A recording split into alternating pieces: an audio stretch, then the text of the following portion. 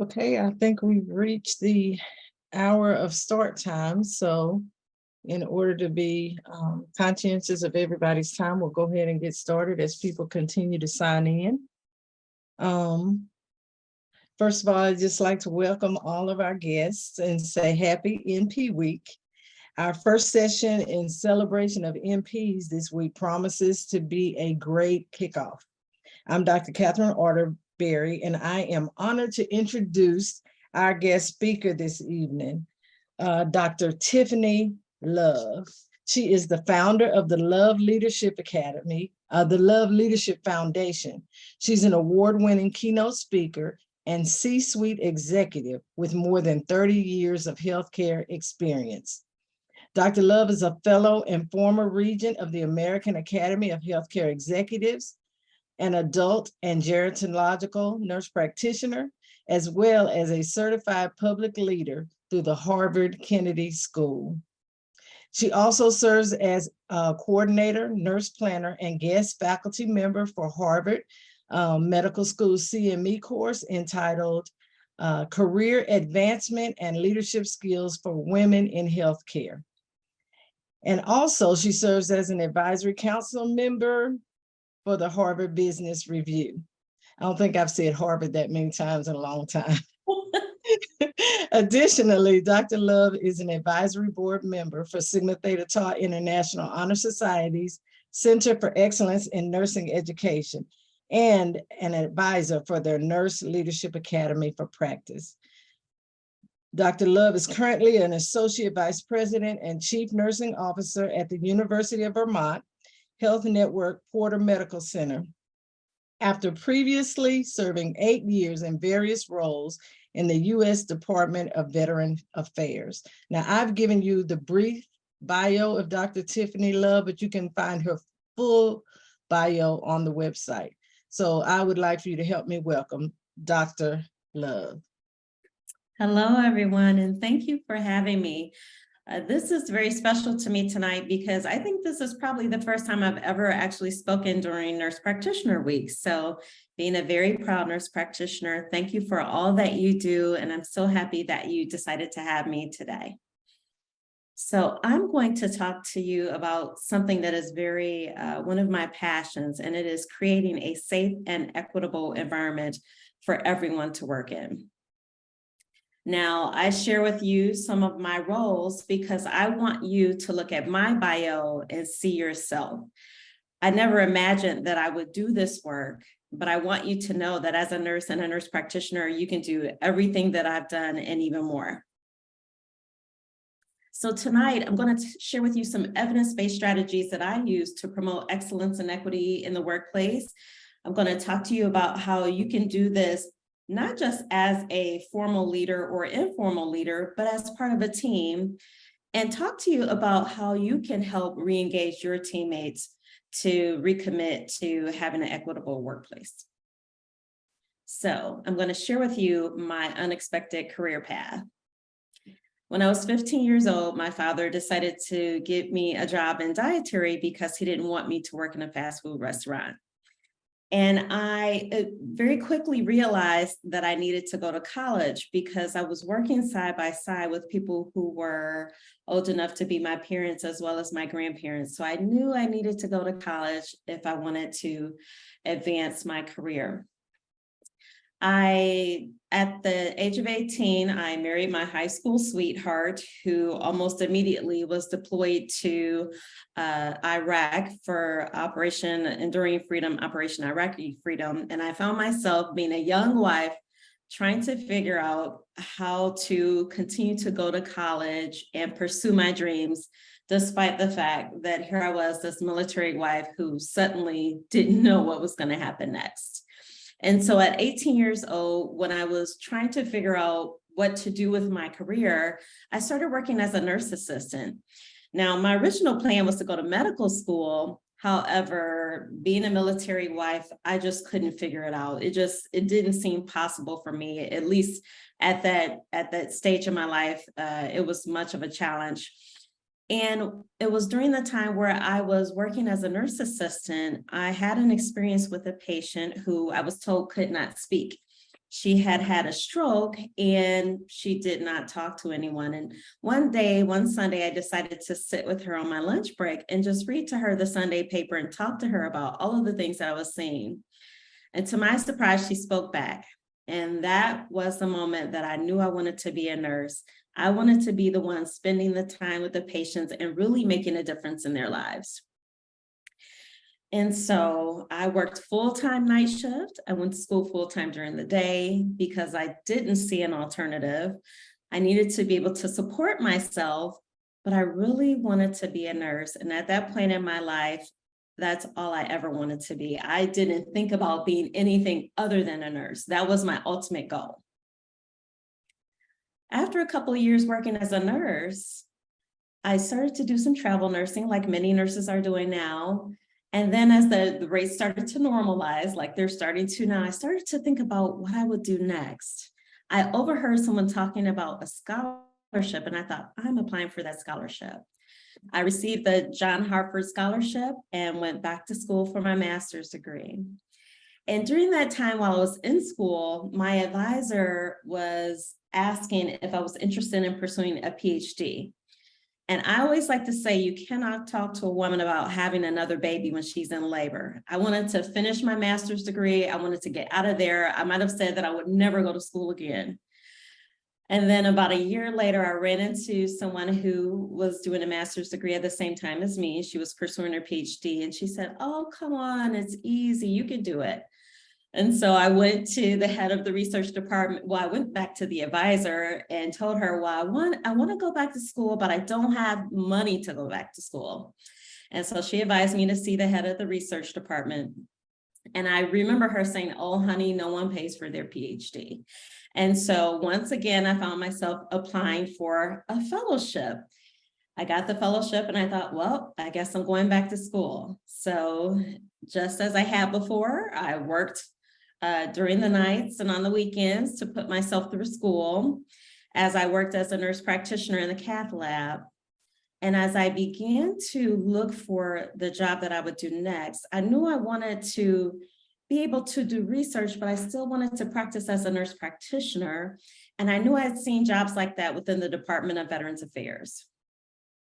And that was actually when I stumbled into my first leadership role. When I joined the Department of Veterans Affairs, I worked as the title was different, but you would call it a population health program manager. And around that same time, I also joined my university's board of directors for their alumni association. So here I was taking on 2 new leadership roles for a healthcare organization as well as for my university. I never imagined that I would someday be a C-suite executive. And I will tell you that as I was rising through the ranks of leadership, I quickly began to realize, number one, that it can be a really difficult place to work. When you're rising through the ranks of leadership, you quickly realize that there are not many diverse people. There are not many women or people of color once you get past that first level of leadership. And this picture reminds me of that very situation because the year before this picture was taken, there was a white male sitting in my seat, as well as in the seat of the woman to my right. So this leadership team was really 90% white male a year before this picture was taken. But the CEO was working very hard to diversify his team, and he was doing a great job. But the bottom line is that healthcare leadership is 87% white male. So really, it's not very representative of the workforce, which is predominantly female. And that's why I feel so passionate about equity, because we really need to have more representation at all levels of leadership. All right, so as a C-suite leader, what is my role? I have to represent my healthcare organization for the community. I very often meet with government officials. I'm collaborating with law enforcement. I serve on or report to community boards like the Board of Health or the school board. I actually sit on the school board right now. I also interact with the media quite a bit. And I have to represent our organization to government agencies, accrediting bodies. So you might ask, why would you ever want to be a C-suite leader? It's because we make really important decisions. I have access to organizational level pay data, and I am constantly negotiating for more equitable pay for my frontline staff, for my frontline leaders. And this work is ongoing. This year alone, I've negotiated 2 pay raises for my frontline nurses, and I also had to negotiate pay raises for my leaders. But even this week, I've noticed again, pay inequities. So it's something that I am constantly observing and trying to correct, because I know how important it is to feel that you're being paid equitably, regardless of what your role is. Not only am I looking at pay, but I'm looking at opportunities for promotion and making sure that everyone has a fair opportunity to rise through the ranks in leadership. And when there are problems within the organization, I'm the one making the decisions about investigations and disciplinary actions, because it's so important to me that people feel that they are working in a fair and equitable environment. I'm making decisions about capital investments, whether it's purchasing OR equipment or even construction projects. I make decisions about information technology with our electronic health records, trying to decide what pop-ups people should have and what would cause fatigue. Just a few months into my role as the Chief Operating Officer of a hospital in Nevada, I became incident commander for COVID-19. So suddenly the decisions that I was making for the hospital were impacting the entire county. And I also negotiate contracts. Every week I'm negotiating contracts. And this is really important to me because it gives me the opportunity to make sure that when I'm negotiating contracts, that women and minority business owners or veteran business owners are having a fair shot at getting what are typically pretty big contracts. Of all the leadership responsibilities I have, the organizational culture and my responsibility to create a culture where people want to work is most important to me. I also have the responsibility of making sure that our hospital grounds are safe for our employees as well as our visitors. I'm responsible to make sure that we're making financial decisions that are sustainable so that our organization can be here a year from now and not have to lay off staff like many healthcare organizations are having to do this year. I'm very much focused on compliance. I'm certified as a compliance officer because a lot of the rules and regulations around compliance are really to keep people safe.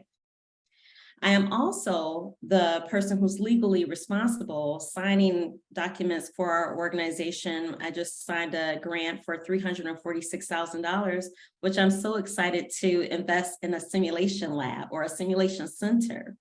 So those are just some of my responsibilities. When it comes to creating a safe and equitable environment, pay equity is always top of mind. I like to look at not just gender pay equity, but also looking at if there's disparities between Caucasians and people of color. I also very much every week, I would say, have to address harassment of all kinds. And I will tell you that in our current work environment, we're seeing a lot of harassment. So that has to do with racial discrimination. I have found that over the last 1 to 2 years, we're seeing a lot of racial discrimination with our patients against staff. So I work in one of the second whitest state in America, I believe. If it's not it's between Maine and Vermont, and I've worked in both. And I will tell you, it's really hard when you suddenly have this diverse workforce that the travelers have brought us, and you have people who have never been taken care of by people of color, and trying to redirect their behaviors, their targeting behaviors, but also making sure to address harassment between employees, any type of sexual harassment. There's so many types of harassment that we have to address. And then there's also the threat of physical violence. Verbal and physical violence is on the rise, especially within the healthcare workforce. And I'll explain a little bit about that later. Something also that really became very apparent to me is my responsibility to make sure that I am protecting my staff by providing them with PPE, by creating rules of engagement for when people come into the hospital, making sure that they wear a mask, making sure that they are keeping the workers safe who are taking care of the people, and so much more. And COVID-19 is this year's example, but we've done this before with Ebola and HIV and other contagious diseases. So beginning in 2020 with the pandemic, our labor market began to churn and it has not stopped. And the healthcare workforce is the largest workforce that has been impacted by this churn. And it's really important to think about the fact that back in 2020, when COVID began, when the pandemic began, all of a sudden, healthcare workers were unexpectedly unable to work, whether it's because of their own illness, whether it was because of childcare challenges, or potentially even because of adult care challenges if they're taking care of loved ones at home. Healthcare was specifically impacted with workers that decided to exit the profession completely. And I'll talk a little bit more about that. We already had a shortage of registered nurses and physicians. This particular data did not look at advanced practice nurses, but we know that they have been impacted equally the same. So you saw a lot of early retirements, and they predicted that this year we would be short 1.1 million nurses. The shortage for physicians is not quite as grave, but we were already experiencing such a severe shortage of nurses. So to get to 1.1 million, I actually suspect that this number is probably greater than that in this moment. And even though some people who retire early have decided to come back to the workforce, the fact of the matter is that we have a huge talent deficit. And we know that it takes years to develop a nurse. And so it will take years to recover from this loss. So when we look at the people who have left healthcare in general, it's been predominantly women. We know that healthcare is a female-dominated workforce. So men, a total of 6% of men left, but 12% of women left.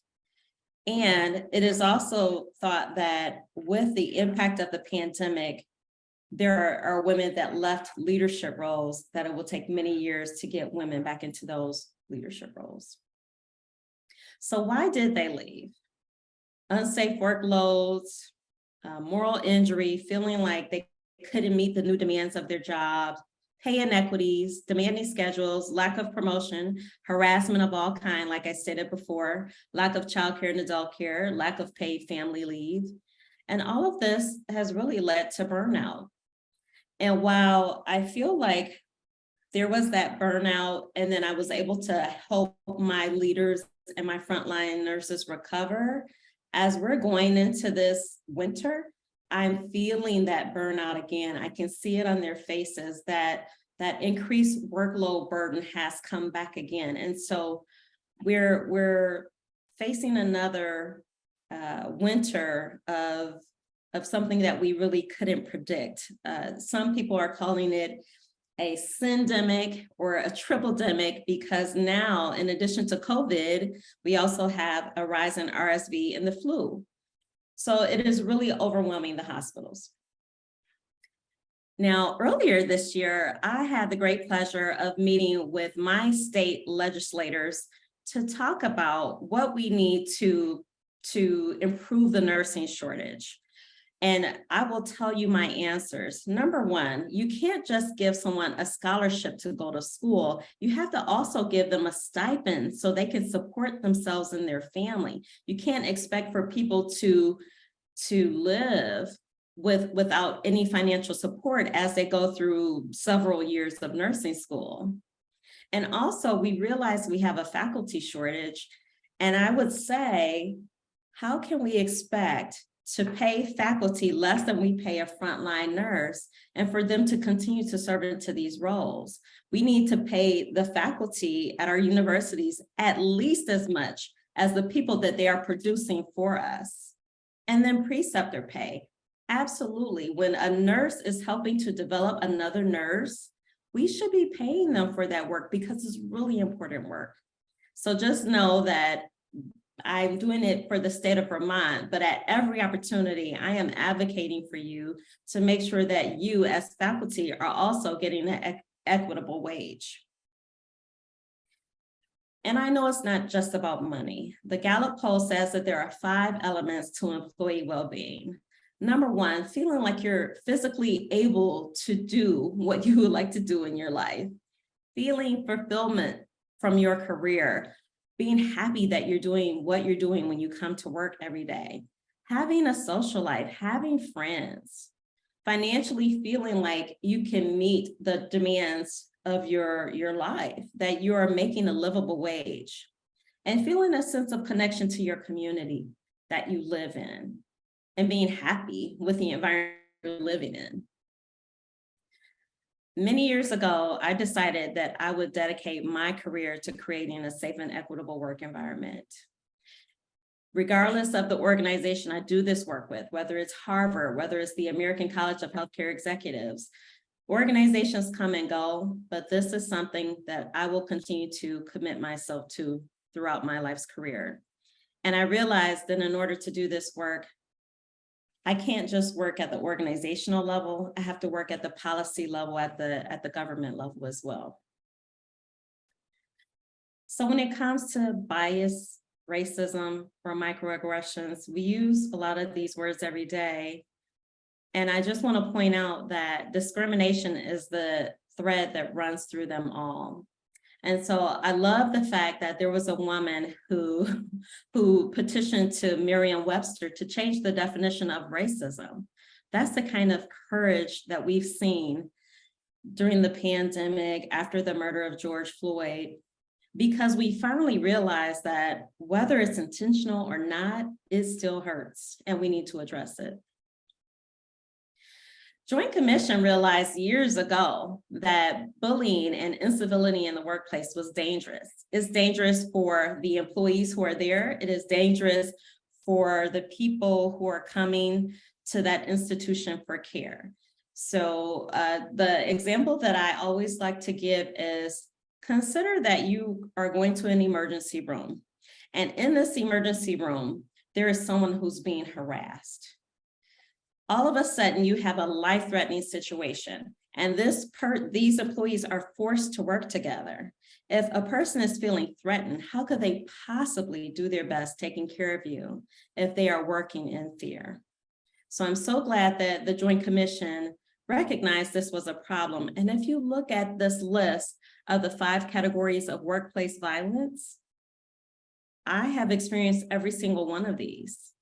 And I would imagine that you have also, whether you're in a healthcare organization or whether you're in academia, because the research shows that it very much exists in academia as well. The Joint Commission at January 2022 has issued a Sentinel event alert because of the rise of violence against healthcare workers. And I tell you, every single week, if I am not trying to protect the staff in the emergency room from a violent patient, or protecting my staff in the nursing home from residents who are racist, who have, been raised that way, and trying to figure out a way where I can take care of the patients as well as taking care of my staff, and not having to expose them to this constant emotional injury. And there's really no easy answer, but there are things we can do. So, who would you hire? Now, I will tell you, these photos make me feel extremely uncomfortable because it reminds me of my bias. Now, when I look at A, I think, oh, she looks very well put together. She looks very polished. She seems very smart. When I look at B, I don't have that same confidence. And that makes me sad, because why should I not be able to wear my hair the way that it grows out of my head? Why should I be made to feel unprofessional showing up to work as I am. This is what we call perception bias. And I just want to bring that to your attention because it doesn't mean that you're bad that you have perception bias. Many of us have this bias because of what we see in the media or what we were taught as we were growing up. We just have to recognize that we have that bias so that we don't let it affect important decisions that we have to make. Because of bias like that, there are 18 out of the 50 states have passed what is called the Crown Act. Sad to say it's only 18 out of the 50 states. And I know that they've tried to do federal legislation, but basically people needed to be protected so that they can show up to work as they are. The research shows that women who wear their hair natural are deemed to be unprofessional, and that people have even been sent home from work because of their hair. Could you imagine how humiliating that is for your boss to send you home from work because of your hair? And I will be the first person to tell you, I have so much trauma around my hair from the time I was a child until now. Yeah, I will. It's something that just cannot be undone. So I just bring this to your attention so that you know how serious of an impact this can have. And I'm so glad that we are starting to have legislation, but we really shouldn't have to have it. But this is what we have to do to protect people and to create that culture where people feel safe. So Harvard has an implicit bias test. I've taken it. I would encourage you to take it. It's very eye-opening. And it's done in such a way that you can't hide your bias. But that's the whole point, is to recognize that you have bias and do everything that you possibly can to not let it impact really important decisions. And I love that we just recently celebrated Veterans Day, and Mark Milley is one of my favorite military figures. I love that he talks about being an anti-racist employer. And I love his perspective. We need to learn and understand why people are exhibiting racist behavior. Why is there white rage? If we don't acknowledge it, if we don't learn why it's happening, how could we ever address it? So we really do have to start with the why. Years ago, you would have never seen the New England Journal of Medicine acknowledge structural racism. There was a point in our country's history where it felt very risky to acknowledge that we had racism, in healthcare especially. And now I would say, if you're a leader, it's risky not to acknowledge that we have racism in our healthcare system. Just the way that the payment structure is built on reimbursement. And we know that in communities where there is a lower tax base, that's where you have your safety net hospitals and hospitals that have less funding. And that in and of itself creates a situation where people who are underserved will also be underserved at the hospitals in their community. So this is where we start to talk about strategies. The bottom line is we know how to fix this. We need to apply the same strategies that we do for any other problems to addressing racism, setting SMART goals, making sure that we set attainable goals and that they're feasible and sustainable, making sure that our goals are linked to metrics that we can measure and have clear, defined outcomes, making sure that we are collecting data on the interventions that we implement, and if they're not working, then change them. But don't just collect data for the sake of collecting data. Collect data that's going to really help you tailor your intervention to addressing the problems. And make sure that if you decide to address racism, address it in every aspect of your organization, looking at the policies, looking at your hiring processes and procedures. It really has to be all-encompassing. And that's how you will begin to transform your healthcare workforce to look like the community that it serves. I am a firm believer that the C-suite, the executive suite of a healthcare organization should look like the community that it serves, which means that it should be at least half women because most communities are. And make sure that if you take on addressing racism, you have to invest in it. These goals, the things that we're trying to accomplish can't be done for free. During the pandemic and after the murder of George Floyd, people started to say, oh, I'm colorblind. I don't see color. And I want to caution you that color blindness is really like another form of racism.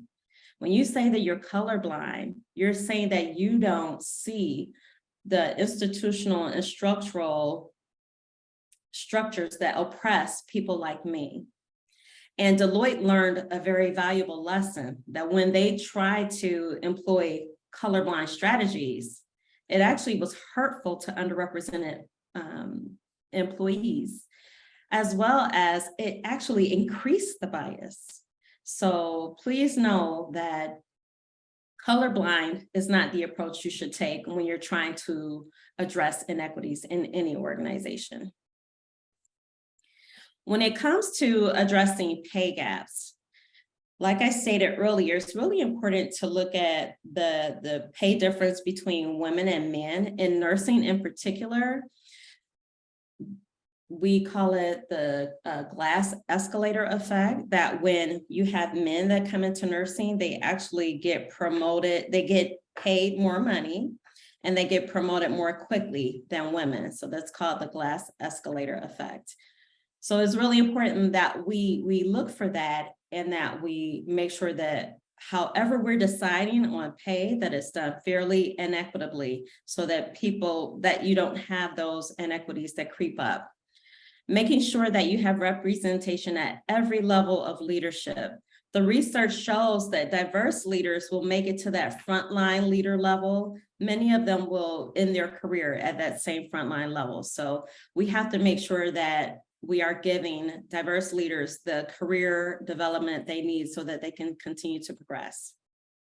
When it comes to job satisfaction, I don't like surveys because most people are afraid to honestly fill out surveys. I like to do leadership rounding, and I think I'll talk about a little bit more about that on the next slide. Making sure that you have development opportunities that are provided equitably. So those stretch assignments, those interim leadership assignments that help people advance their careers, make sure that everyone who qualifies for that stretch assignment has the opportunity to apply. When it comes to retention, or when people exit, there's always the stated reason and then the real reason. So make sure that you are providing an opportunity for people to be honest with you. And a lot of times they don't feel comfortable doing that in an exit survey. So just keep that in mind. And belonging. Belonging is really important. We like to say that we create an inclusive culture, but really we need to let the employees tell us if they feel like our culture is inclusive, if they feel like they have work-life balance. And so this is just a table to show you the dimensions that you're trying to address and the key metrics that you should be looking at. When it comes to measuring inclusion, I always focus on psychological safety. I don't think that you can measure inclusion unless people feel psychologically safe to tell you exactly what the issues are. So keep that in mind. And that's another time where I would not rely on a survey, but I rely on my leadership rounding and just listening to what people have to say. Even when it's negative feedback, I like to take it all in and see what I can do and ask if I should be doing something differently. You have to be open to that criticism, and people will appreciate their voice being heard. And then develop an action plan to address whatever the issues are. So doing this work, it takes having allies, right? And I use my Twitter circle to show who my allies are. So the one on the bottom is probably from like 2019. versus the one on the top is from 2022. And you will see that there are organizations that have fallen away that are no longer necessarily, and this is according to Twitter, okay? So, but these are organizations that I used to work very closely with doing this work. Now some of that has changed. And so in these Twitter circles, you'll see C-suite representatives. I absolutely have many white male allies who support me in doing this work. You have formal leaders and you have informal leaders. And don't forget about your professional societies. They can also help you with a lot of this work because it's something that we're all focused on. So that is the end of my talk. There's my social media contact. And I'm going to stop sharing my screen. Almost there. Here we go. And I'm going to take questions. All right. Here we go.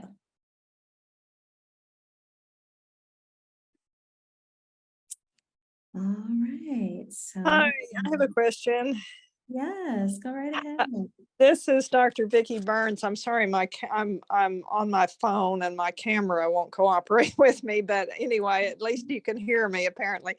Yes. My question, from everything I've heard, it's really been fascinating, very beneficial. But you said that when you were talking about your circle of allies and how that's dynamic, that changes over time. Have you found that that's because priorities and just relationships change, or does it change as a matter of course in terms of people learning from you and then sort of moving on to do their own things? Well, so one of those organizations that was on that Twitter circle no longer exists because they made missteps in doing the work and they had to, I guess, dissolve is the right word. And then some of the other organizations, it just happened to be that our interests aligned at that time and we worked on projects together. Yeah. The project was complete and we moved on. But there are certain people, like with the Harvard Women in Healthcare Leadership Conference, that's the conference that I help coordinate. And every year we have a new campaign. So last year was hashtag give her a reason to stay. This year was hashtag invest in her. And so I see. Yeah. Yeah. So, you know, it just depends on what we're all working on and if it makes sense to work together because you're always stronger in numbers. Yeah, absolutely. And I've done a lot of work both independently and in groups, and I've found the same thing. That's kind of why I asked the question. It's not necessarily that people decide they don't want to work together anymore. It's just that interests don't align anymore, or the work that you were doing with people is complete and it's time to move on to something else, and so on. And I just was kind of curious what your experience was. Sounds like it's more or less the same. Yeah. And I'm always looking to partner with new people. Oh, yeah. I see someone in the chat ask for me to explain leadership rounding. So leadership rounding is literally me going into all of the clinical areas and visiting with the staff, visiting with the leaders, seeing how things are going. Do they have what they need to do their job? Or, if I go into the emergency room and we have a mental health patient who's been with us for days, are we doing everything we can do to keep our staff safe? Because some of those mental health patients have been dropped off by the police or the state trooper, and they might be violent. And so I'm constantly assessing, do my people have what they need to do their job? All right, just looking for any other questions. If you have questions, please feel free to unmute your mic and ask. And I will tell you, one of the biggest challenges that I am having right now, as I stated during my talk, is dealing with racism. It's one thing when it's an employee who is displaying racist behavior. It's very different when it's a patient or when it's a resident and they're living in that nursing home. So you can't just discharge them. You have to try and figure out solutions that will protect your staff but also address the behaviors. And I would say that's probably one of the biggest challenges I faced this year. And I have collaborated with my diversity officers. We've talked about residents' rights and responsibilities, but also what they're accountable for. And to really make sure that they understand that we will not tolerate racist behavior towards our staff, and that we have a diverse workforce that we will support. So no, I do not practice as a nurse practitioner anymore. I will tell you, probably when I worked as a deputy chief nursing officer in 2014 was around the last time that I actually practiced. The reason being because my days are very long. I typically start early in the morning. Probably one day this week, I'm going to have the chief of anesthesiology texting me at 6:30 to make sure that we can move forward with orthopedic cases. And my days can go until 8 o'clock at night being in board meetings. I realized that something was going to suffer. Either my patients weren't going to get everything they needed from me, or my work in administration was not going to fully be done. So I felt that it wasn't fair for me to continue to practice because something would have to suffer. Dr. Love? Yes. This is Marcy Both. When you were talking in reference to the leadership rounding, how do you balance it out when you have the staff that are like understaffing situations, and you are trying to not burden your shift even more with wanting to have time with them, but at the same time, they're saying, I really want to talk with you, I just don't have time right now. How do you find that balance? You know what? I kind of feel like this is when you read the room. When you come into the department, and if everyone's running around busy, I am not bothering them. I am going to thank them, let them do their job, and I will come back at another time when things are slower. I am very thoughtful to not interfere with their work. So even though I do leadership rounds frequently, if I come into the department and I see that they are busy, I will not disturb them while they're providing care for the patient. That always comes first.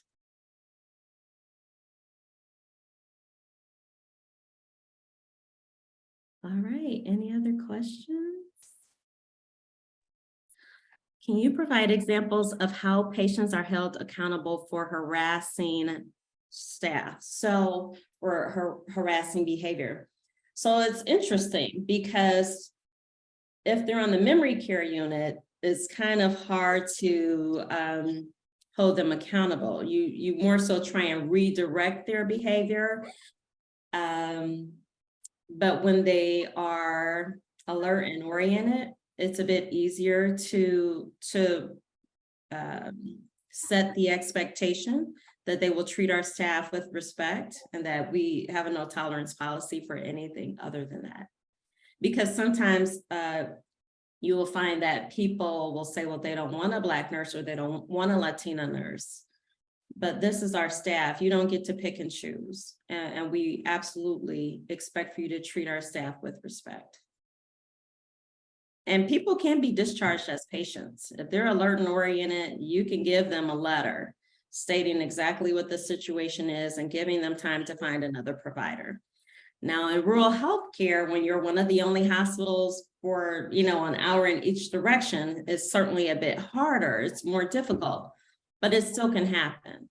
Because at the end of the day, you have to protect your staff. They have to feel safe when they come to work, or they will resign. So I have to protect them.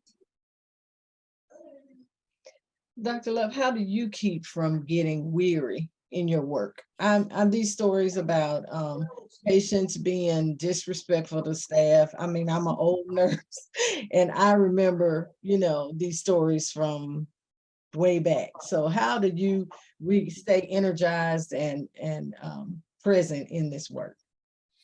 So my friend Sasha Shilcutt, who's a cardiothoracic anesthesiologist, wrote a book called Brave Boundaries. And I will tell you that I have put a lot of boundaries around my life. The people that work with me know, the other VPs, they know I'm usually winding down for bed at 7 o'clock. If it not mission critical. If the hospital is not on fire, do not text me, do not call me. I need my rest.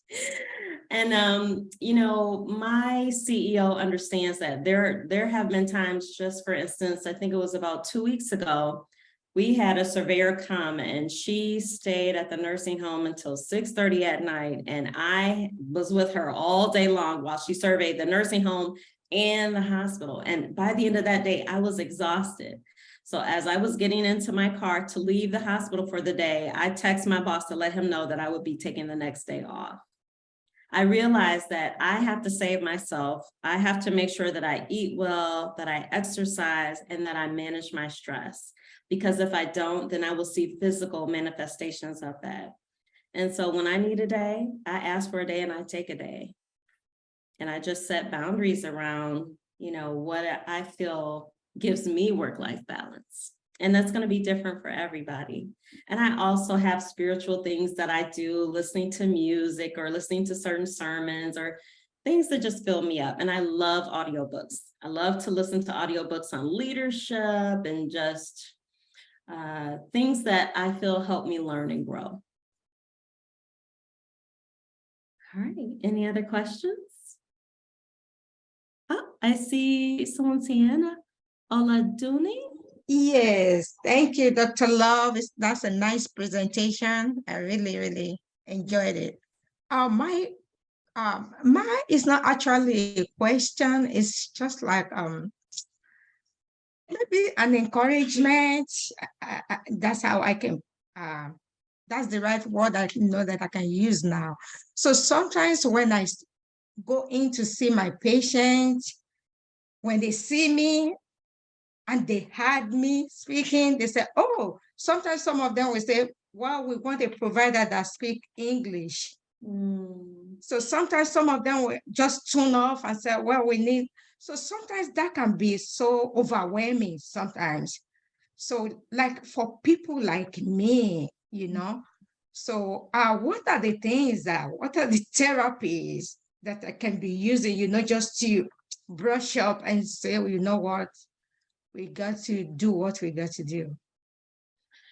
That's so, I'm glad that you asked. So there is a book, oh goodness, I did not use it for this talk. I probably have it in my phone. So when I hear you say that, it makes me think about conversational steering.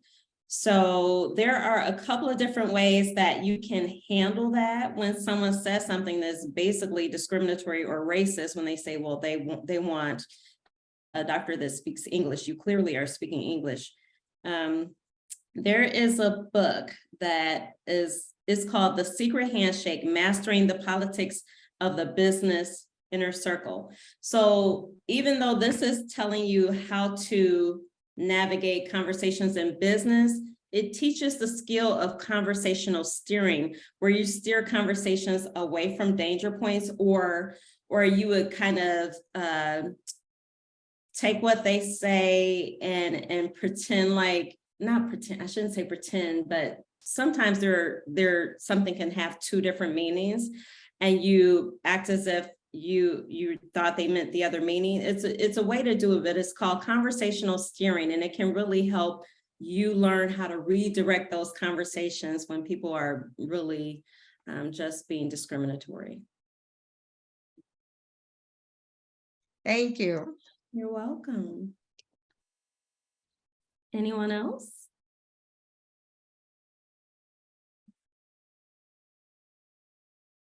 Also, just to continue to add to that, you know, that's when you would also want to ask your peers to support you.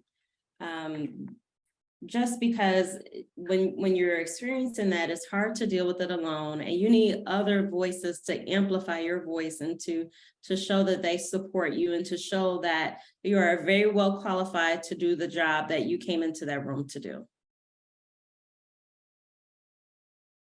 Thank you. That's it. Yeah. All right. Any other questions? Well, I want to make sure that I emphasize to you that whether you're a nurse practitioner at the bedside or whether you have a formal leadership role, you are a leader. I can remember when I left the cardiology practice where I worked, and literally, even though we had an office manager, I was the one really directing a lot of the decisions that were made. And when I left that role to take a formal leadership role, one of the vice presidents said, "Oh, I didn't know you were interested in leadership." For some reason, even though I had been an informal leader in that setting, I guess at that time, and there was someone who didn't work super close with me, but I just want you to know that you're a leader, whether you're at the bedside or whether you have a formal title. A lot of the work that we do as nurse practitioners is really directing the flow of the clinic, directing who comes in to talk to the providers that you're working with, so that they don't slow down the day. I can remember this was back when we actually allowed drug reps to come to the office, and I can remember the staff would always come to me to ask, is it okay to let a drug rep come back to talk to the provider? Because I worked with one of the cardiologists that had the largest practice in the academic medical center. And sometimes he would start talking and then he would slow down on his work. And I remember we had these turtles that whenever he was moving too slow, we would sit the turtles on the desk. It was kind of funny because it made him mad, but it made us laugh. So, but he knew that meant he was moving too slow. So, you know, as nurse practitioners, when you're trying to transition into those leadership roles, I know that sometimes it can be hard to demonstrate your leadership skills, but truly the work that you do every day is leading. Whether you're leading a practice or leading in a hospital, you're definitely leading. And that's why we make such good leaders.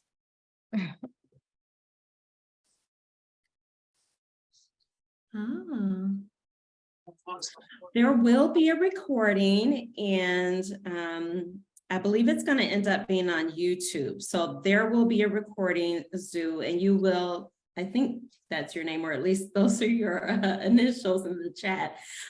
It will be available to you. So just keep your eye out for that. Any other questions? I'm not seeing any more in the chat, Dr. Love, but this was a great use of the hour. And on behalf of all of the faculty here at FNU, we appreciate the work that you do and for sharing your knowledge and your skills with us tonight.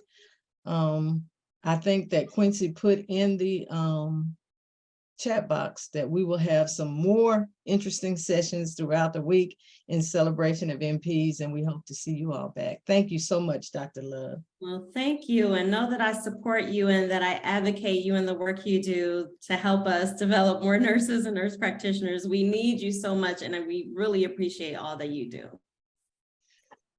Thank you, everybody. Have a good evening. Thank you. You're welcome. Bye.